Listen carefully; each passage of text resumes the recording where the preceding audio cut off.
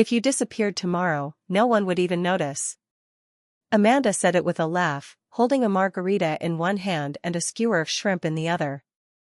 Sun was dipping low behind her, catching the gold in her earrings like the kind of woman who always knew where the light was.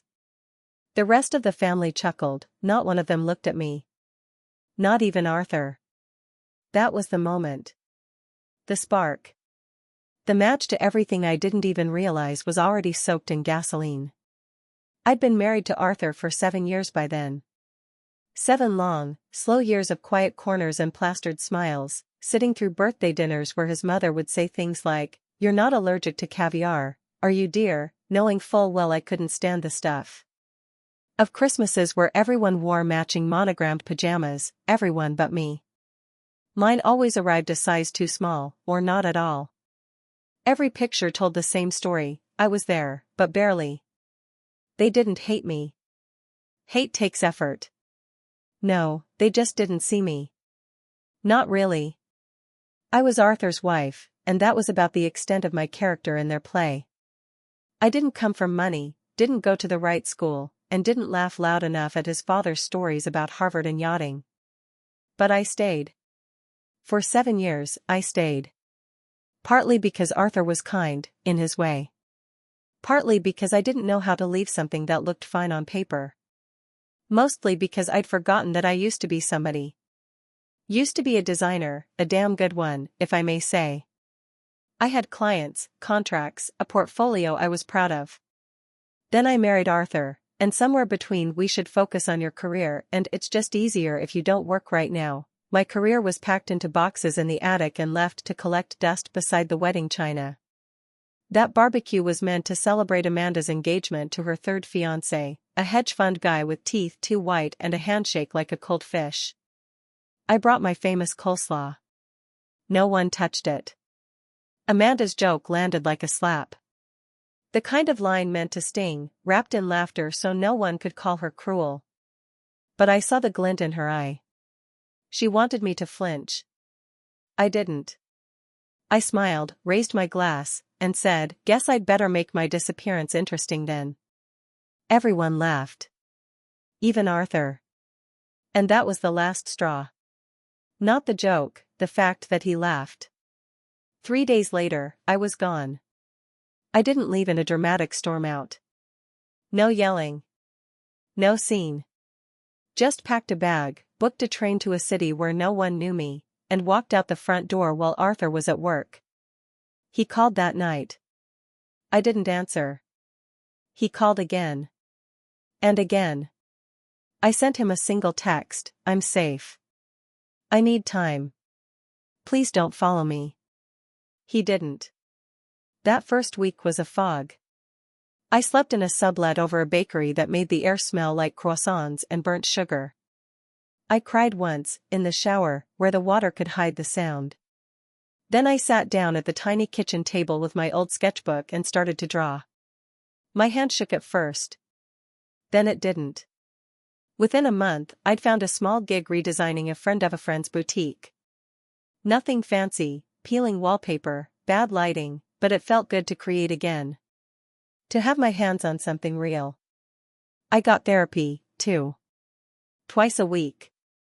Sat across from a woman with kind eyes who asked hard questions. She didn't coddle me.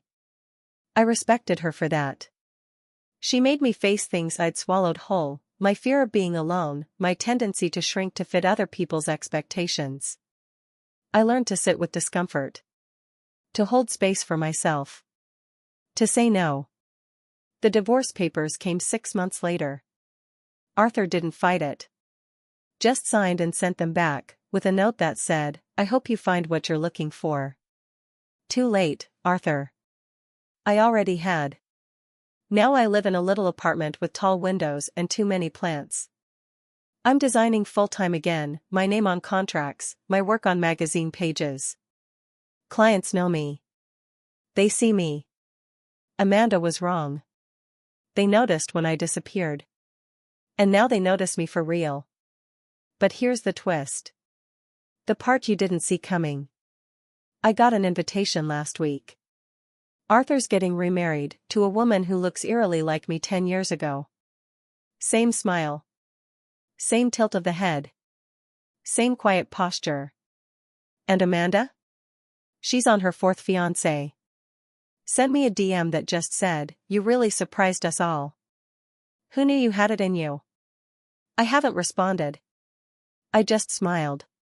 Because I did disappear. But not in the way they thought. I disappeared from their lives, and found my own. You don't expect the quiet to be so loud. The first month after I left, it was a blessing. No Amanda humming through her nose while stirring her coffee. No Arthur clicking his pen during conference calls. No hallway whispers behind closed doors. Just the sound of traffic below my window and the occasional creak of the old radiator. But then the silence settled in. Thick. Heavy. And I realized, I'd never actually lived alone before. 29 years old and I had no idea what kind of toothpaste I liked. I'd always bought what Arthur liked, minty, extra strong. I hated it. Made my mouth feel like a mouthwash commercial. So I went to the drugstore and stood in the toothpaste aisle for 10 minutes trying to decide between lavender and charcoal. I picked lavender. It tasted like regret. You learn a lot about yourself when there's no one else to blend into. Like how I hate overhead lights. And how I talk to my plants when I'm stressed. And that I like oatmeal, but only if I make it the night before and add a ridiculous amount of cinnamon. There's a sort of re-entry that happens when you've been orbiting someone else's life for too long. Like coming back to Earth, everything feels heavy, grounded. But also real. I started making lists. Tiny things at first, buy real curtains. Find a yoga class. Learn to make lasagna. The kind of things that say this is my life now, and I get to fill it. I also started therapy. Now, I wasn't sold on it at first. The idea of sitting on a couch and talking about feelings didn't sit well with me. But I found someone who didn't do soft voices or handholding. Her name was Karen.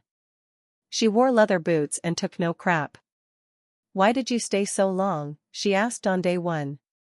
I gave her the usual, he wasn't mean. He paid the bills. He was stable. Karen just nodded. "So you stayed because it was easier than fighting for yourself." I wanted to argue. I didn't. We talked about the little things, the ways I'd shrunk. How I'd learned to read a room before I entered it. How I'd stopped designing after Arthur said, "Why don't you focus on being a great wife instead?" How I said okay. Every session, I peeled back another layer. Found pieces of myself I'd wrapped in tissue paper and stored on mental shelves, my ambition. My independence. My anger. Oh, I had anger. A lot of it. At Arthur, yes. But more at myself. For being so good at disappearing. I channeled that into work. The boutique gig turned into a restaurant redesign. Then a dentist's office. Then a small hotel in need of a fresh aesthetic. I started building a portfolio again. Found a rhythm. Started charging more. Money was tight at first, ramen and resale furniture tight. But I was proud. Every dollar I earned felt like a brick in a foundation no one else touched. And then came the email. From Arthur. Subject line, checking in. I stared at it for a long time. Thought about deleting it.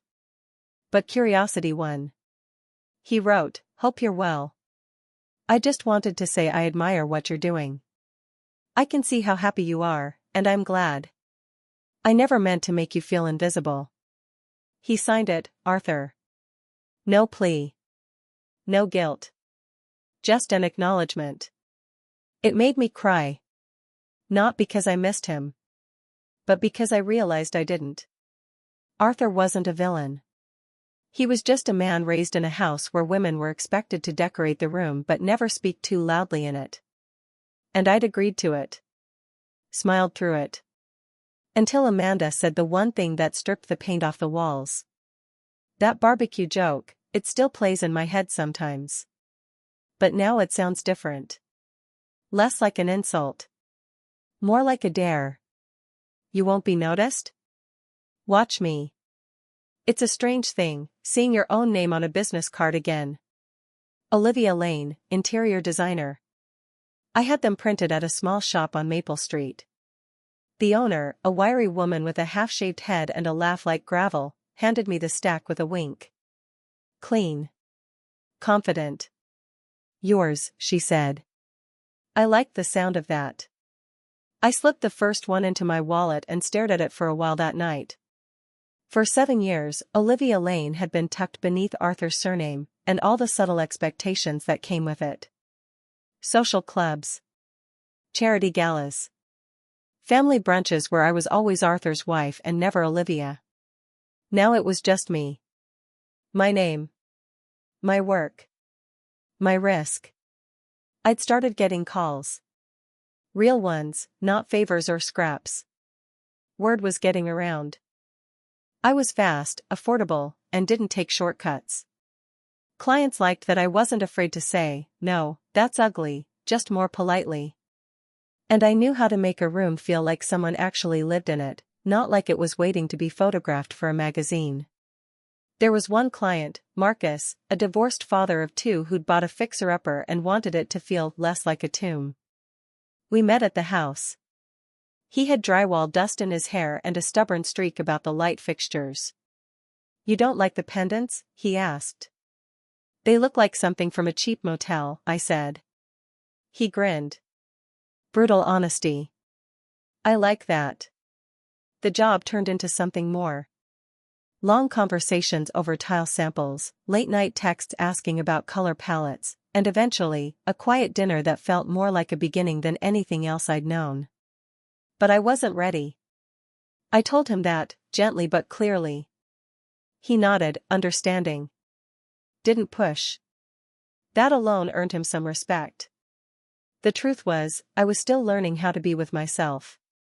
Still unlearning all the little ways I'd deluded myself to fit into Arthur's world. Like how I'd started dressing in beige because bold colors are a bit much for the family. Or how I'd stopped wearing heels because you don't need to be taller than me, Liv. I bought red boots. Wore them everywhere. They squeaked a little when I walked and pinched my toes the first few days.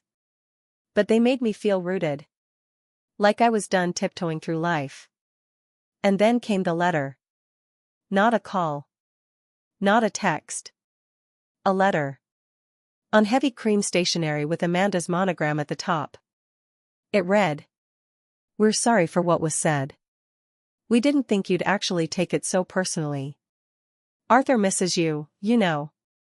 We all do. You're welcome back anytime. We could use your eye for the dining room redesign." I laughed out loud when I read it. The kind of laugh that feels like exhaling poison. 7 years they barely saw me. Now they needed my eye. I tore the letter in half and tossed it in the recycling bin. Not because I was angry, I wasn't. Just done. Done explaining myself. Done justifying my value. Done waiting for people like Amanda to wake up and realize I'd never been a guest in their world. I'd just been playing hostess in the wrong house.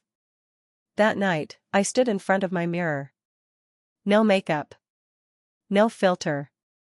Just me. Freckles. Fine lines.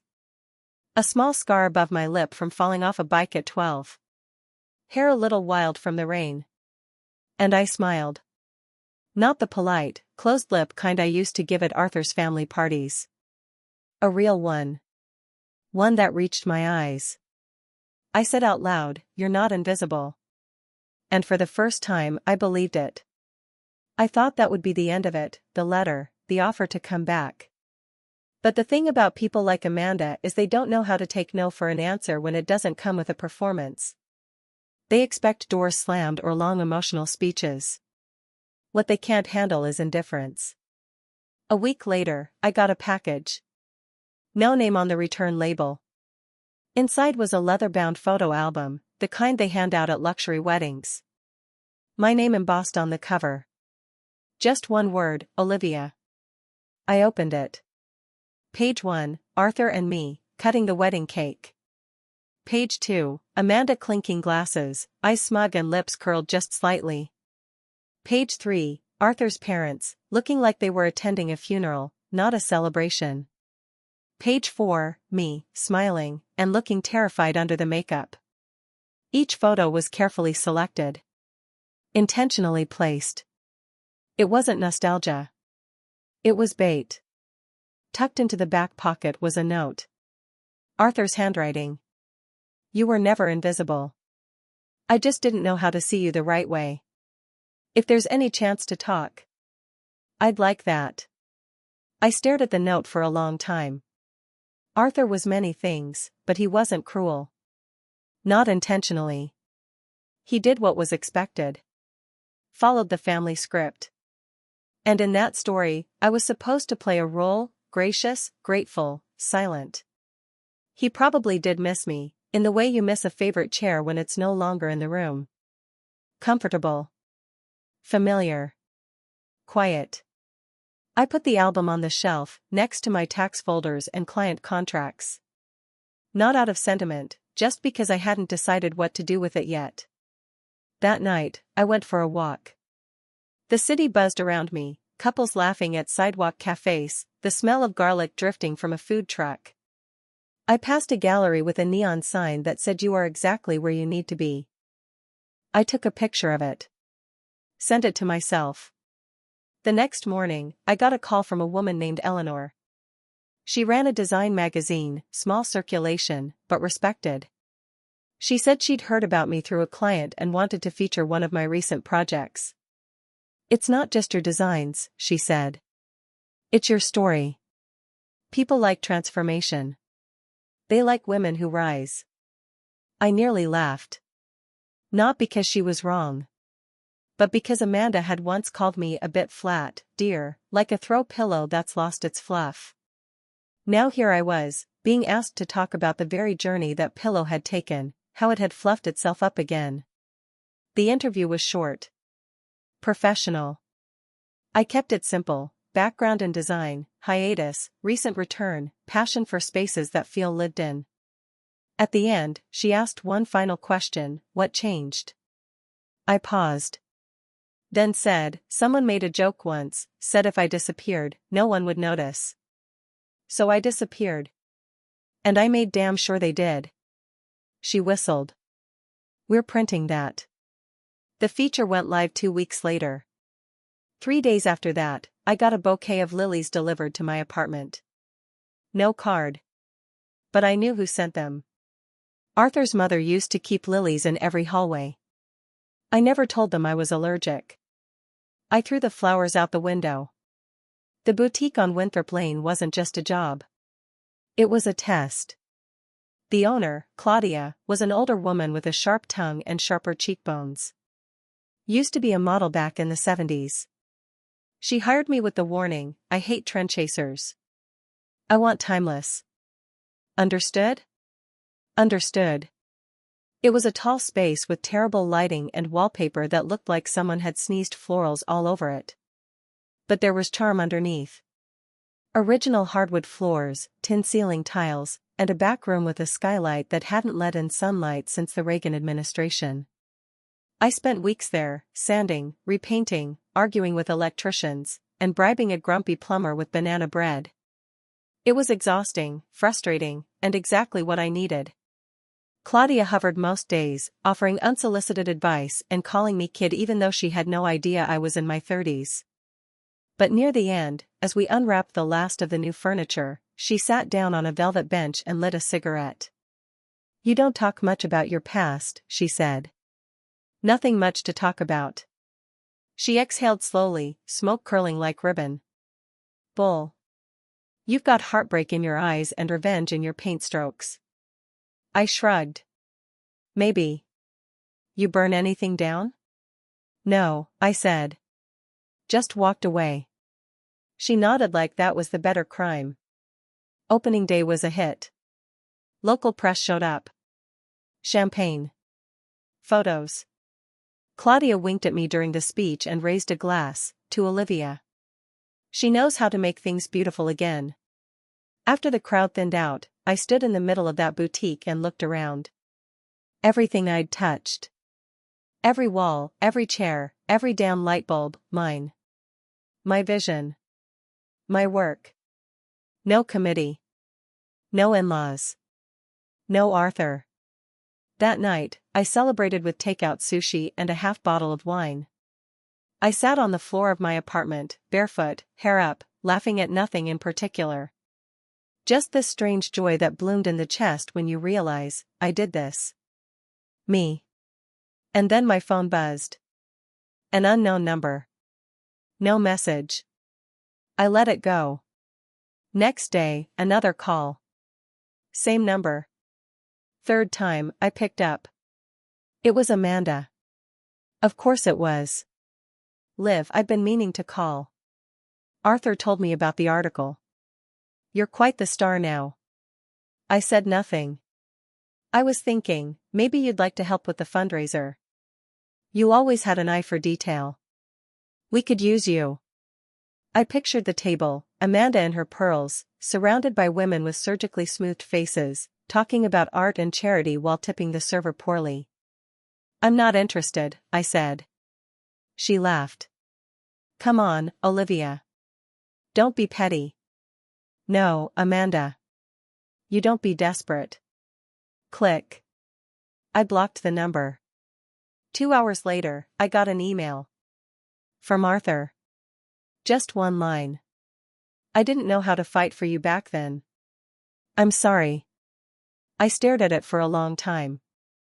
Then deleted it. Not because I was angry. Because I didn't need it anymore. It started with a referral. Nothing dramatic, just a name and number passed along by a realtor I'd worked with. Said it was a small project. Some staging, maybe light redesign. Bit of a rush job, she added. The client's moving in fast. I took it. The bills didn't care about backstory.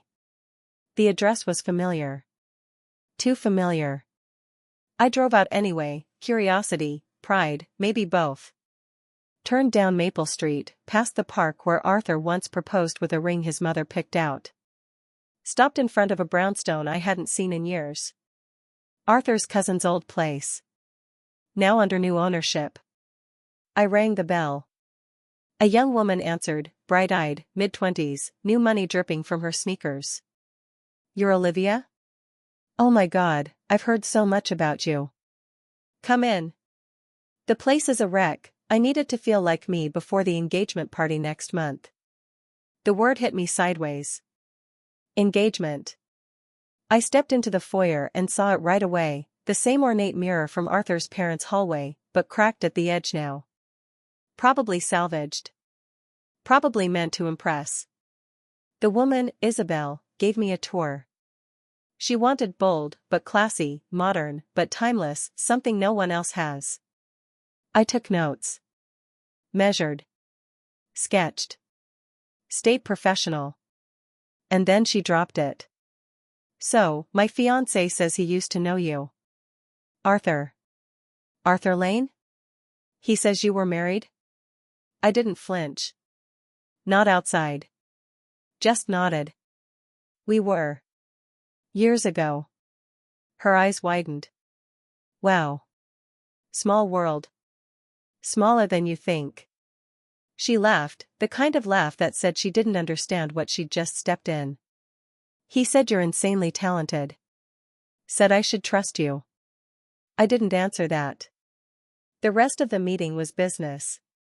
Color palettes, delivery windows, custom upholstery. But my mind kept circling back to Arthur. Not in longing, not anymore, but with a strange detachment. Like revisiting an old street and finding your childhood home turned into a coffee shop. The next few weeks were a blur of work. I buried myself in swatches and floor plans, resisting the urge to imagine what Arthur had told her. If he'd spun the truth. If he'd painted me in shades of melancholy and mystery, some romantic cautionary tale. I never asked. Didn't matter. But then, on the final day, as we set up the dining room centerpiece, Isabel handed me an envelope. From Arthur. Said he didn't want to bother you directly. Inside was a letter. Handwritten. Liv. I don't expect forgiveness. I just wanted to say thank you. For showing me what it means to be seen, even if I didn't appreciate it then. Isabel is kind. But different. I'm different now, too. I hope you're okay. I hope you're happy. No signature. Just the letter. I folded it, slid it back into the envelope, and tucked it in my bag. Didn't tear it. Didn't treasure it. Just kept it. Like a museum piece. A reminder. When I left that house, Isabel hugged me. You're amazing. Really. Thank you. As I walked back to my car, I caught my reflection in the cracked edge of that mirror. Same face. New woman. Fall hit the city hard that year. Leaves turned quick and sharp, like they were in a hurry to get it over with. I liked it. The air smelled honest. I'd just wrapped a commercial space downtown, an old warehouse converted into a shared studio. The kind of project I used to dream about while pretending to enjoy Arthur's family functions. I came home late one night, kicked off my boots, and found it waiting in the mail. An envelope. Thick, cream-colored. Handwritten. My name in black ink, too neat to be a machine. The return address stopped me cold. Amanda. I almost threw it out. But my hands opened it before I could tell them not to. Inside was an invitation. Her wedding. Again. Number 4, if I was counting, which I wasn't. She was marrying some venture capitalist from Connecticut. There'd be a garden ceremony, followed by an intimate reception for close friends and family. I wasn't either of those things. But there it was, my name on the list. Tucked inside, a small note. Scrawled, rushed. It would mean a lot if you came. Let's start over. A new chapter.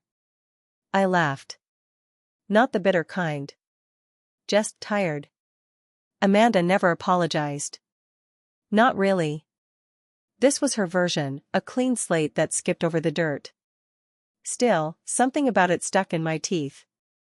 That line she threw years ago, if you disappeared tomorrow, it had lived rent-free in my chest for too long.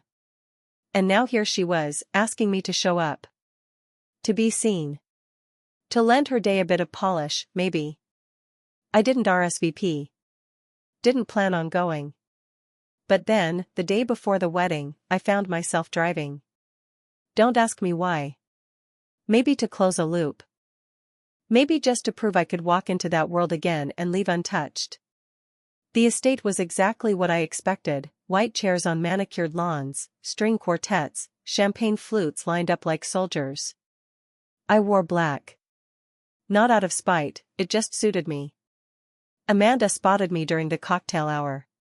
Her eyes widened, mouth parting slightly like she couldn't decide whether to smile or panic. Olivia, she said, voice soft, guarded. Nice venue, I replied. She gave a tight smile. You look different. Free will does that. We didn't say much after that. Just stood there, two women pretending to be strangers because the truth was too jagged for pleasantries. During the vows, I stood in the back. Watched her promise forever to yet another man she barely knew. She looked radiant. Hollow, too. And Arthur? He was there. Across the lawn. Holding Isabel's hand. He looked content. Maybe even happy. He didn't see me. Good. I left before the cake. No goodbyes. No closure speech. Just got in my car, rolled down the window, and let the wind clear my head. That night, I sat at my kitchen table and finally burned the letter he wrote me, the one from Isabel's house. Watched the words curl and vanish into ash. Some things don't need answers. They just need endings. After Amanda's wedding, something in me shifted. Like I'd cracked a seal I didn't even know was holding me back. The jobs kept coming, higher profile now. Word of mouth in the design world is like wildfire when you're good and deliver on time. I wasn't flashy. But I was reliable. Creative. Straight talking. Clients liked that. I bought a new chair for the corner of my apartment. A silly little thing. Bright yellow. Velvet. Looked like something a retired French movie star would lounge in while drinking espresso. Cost more than I should have spent. I sat in it every night. I made it through the day spot. Then one afternoon, I got a call from a woman named Teresa, mid-40s, voice like gravel and honey. Said she was opening a small wellness retreat just outside the city and wanted me to handle the design. Not a spa, she clarified. A recovery place. For women who've been through the ringer. I asked what kind of ringer. She said, divorce. Loss. Burnout. You name it. She needed each room to feel like healing lived there. Not perfection. Not peace. Just possibility. I drove out to see it that weekend. It was a big, aging house, cracked shutters, peeling trim, porch swing hanging on one chain. But the bones were good. Sturdy. Like a woman who'd taken a few hits and learned how to stand anyway. Teresa gave me the tour. As we walked upstairs, she said, "This one's yours." I frowned. "What do you mean?" "The last room," she said. "Design it for someone like you." I almost laughed. "You don't know me." She shrugged. "I know enough. You're standing here." The room was small. Slanted ceiling. One dusty window. But it had a view of the trees. When the wind blew, they leaned like they were whispering. I sat on the floor that day and stared out that window for a long time. Then I started sketching. A week later, I came back with paint samples and fabric swatches. Soft greens, warm golds, textures you wanted to run your hands across. I added a reading nook in the corner. A record player on a low shelf. Not for distraction, for comfort. And in the closet, I hung a single robe. Soft. Heavy. Like a promise. When it was done, I stood in the doorway and didn't move. Teresa came up behind me. "She'll feel safe in here," she said. "She?" I asked. "Whoever needs it." I thought about the girl I used to be. The one who stood at a barbecue, laughed off a cruel joke, and quietly packed her life into a duffel bag 3 days later. I wished I could bring her here. Let her sit by the window. Tell her she was going to be okay. Instead, I left a note on the nightstand. "You're not broken. You're just not finished yet." Then I walked out and closed the door behind me. Winter came early that year. Sharp winds. Ice on the windows.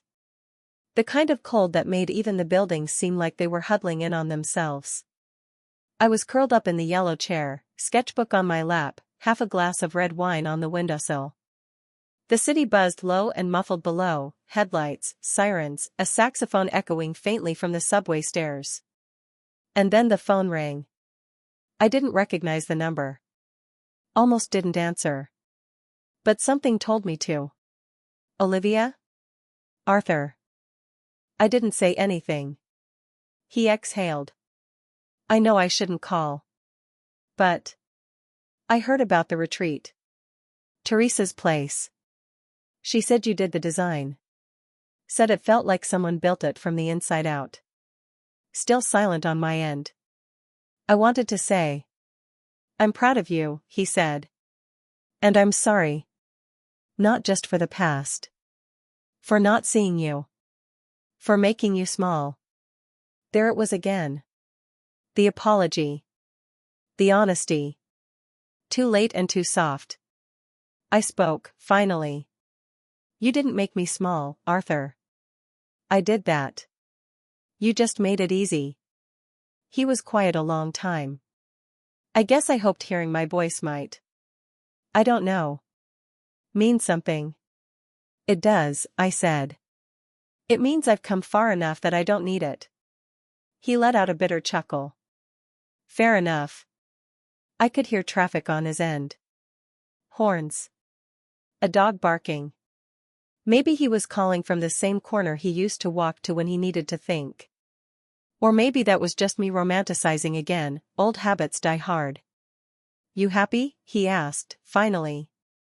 I'm whole, I said. Happiness is just the light that comes through the cracks. We didn't say goodbye. Just silence. Then the line went dead. I sat there for a long time, staring out the window. The city didn't care that Arthur Lane had called to apologize. The saxophone kept playing. The lights kept blinking. The snow kept threatening to fall. I didn't cry. Didn't ache. Just turned back to my sketchbook and kept drawing. They say revenge is living well. But that always felt shallow to me, like success should be some kind of billboard you rent just to say, look who I became. I wasn't interested in that. I didn't need Arthur or Amanda or anyone else from that world to see what I'd done. I wasn't rebuilding my life so they'd applaud. I was doing it because I finally understood something. I never disappeared. I just stopped being what they expected. I was at a gallery one night, a quiet opening, tucked in the back of an old converted firehouse. One of my clients had invited me. I wasn't dressed fancy. Just a black coat, a scarf, and those old red boots I still wore when I needed reminding. The gallery owner came over and shook my hand. You're Olivia? The designer? I've been hearing your name. There's a wait list for you now, isn't there? I smiled. Said something modest. Took a sip of wine. And then, out of the corner of my eye, I saw her. Amanda. Alone. No fiancé this time. No crowd orbiting her. She looked older. Tired. Still polished, still Amanda, but the shine had worn down a bit. She caught my eye. Paused. Gave the smallest nod. And I turned back to the art. Didn't need to say a word. She wasn't part of my story anymore. Not really. Just a chapter long closed. Outside, the city felt clean. Crisp air, quiet streets. I walked home, boots echoing on the sidewalk. No fanfare. No music swelling in the background. Just me. A woman who'd once been told no one would notice if she disappeared. And now? I'd become someone impossible to ignore, not because I was loud or flashy, but because I was present. Rooted. Real. And finally, unapologetically, seen. Not by them. By me.